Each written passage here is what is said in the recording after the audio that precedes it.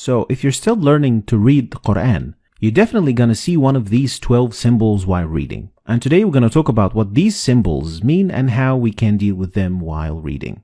We're going to start with the first one. And it's a symbol that looks like meme.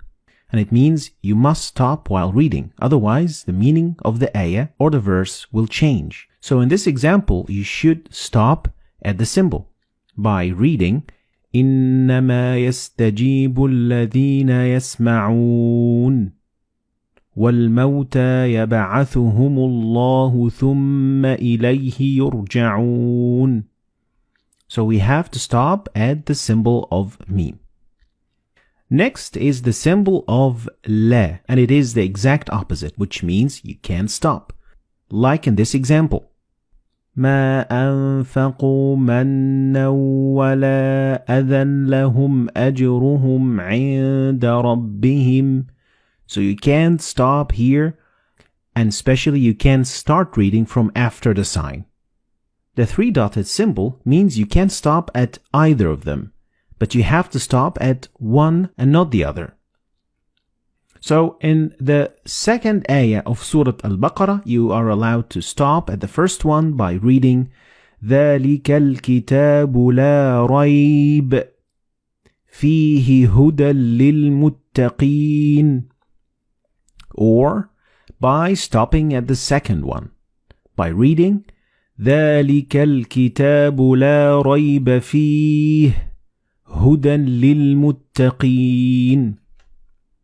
Next is the symbol that looks like the word sil, and it means you better keep going. We could basically compare it to 70% go, 30% don't go, and it means that it is better to keep reading. Like in the example, كَلَّا لَيُنبَذَنَّ فِي الْحُطَمَةِ. Next is the symbol of qil, which is the exact opposite of sil, and it means it is better to stop. So 70-30% to stop or to go. Like the example, وَأَيَّدْنَاهُ بِرُوحِ الْقُدُسِ أَفَكُلَّمَا جَاءَكُمْ رَسُولٌ. So it is better to stop at the sign. Next is the sign of Jim, and Jim gives you 50-50 percentage of going on stopping. They are equally the same. Like in the example, فَسَبِّحْ بِحَمْدِ رَبِّكَ وَاسْتَغْفِرْهِ إِنَّهُ كَانَ تَوَّابًا. Or you could just keep reading and it would be equally good. فَسَبِّحْ بِحَمْدِ رَبِّكَ وَاسْتَغْفِرْهُ إِنَّهُ كَانَ تَوَّابًا. Now let's talk about the other 6 symbols. And the first one is a symbol that means sujud or prostration. And in total there are 15 of this sign. And each time you see it and after you read the verse, you have to do sujud. So after reading the ayah, you will prostrate for God. Next, the sign that looks like meme looks a little bit different than the other meme. So make sure you can distinguish between them because they mean 2 different things.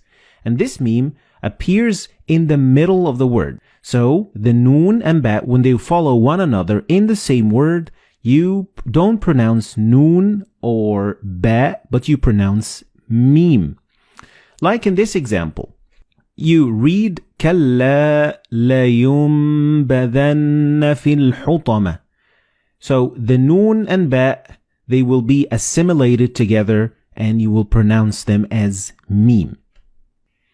Next, this small sign that looks like alif, it is actually an alif and it is found so many times and it's used so many times in the Quran, and it means that this letter contains an alif of the long vowel.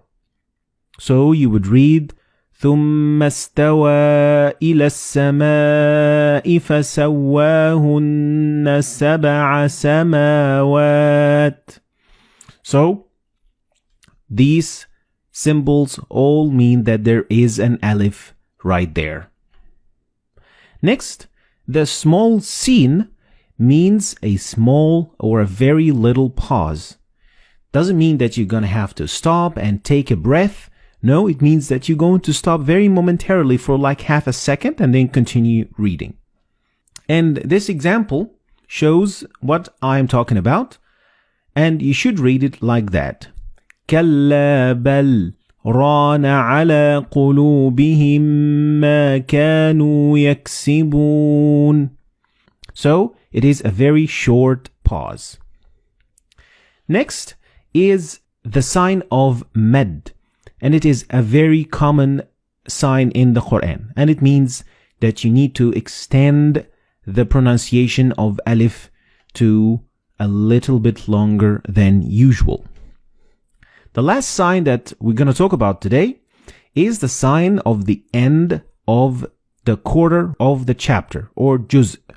The juz is divided into 8 quarters, and at the end of each quarter, you are going to see this sign. It doesn't involve any change in pronunciation, and it doesn't affect anything of what you say whatsoever. So it is just for the division of the Quran. So these were the 12 signs that you are going to see in the Quran. And here I'm going to give a quick summary of what these signs mean. Try to remember them, and of course the best way to learn them is by reading a lot of Quran, because practice makes perfect. So this, ladies and gentlemen, is going to be the end of today's lesson.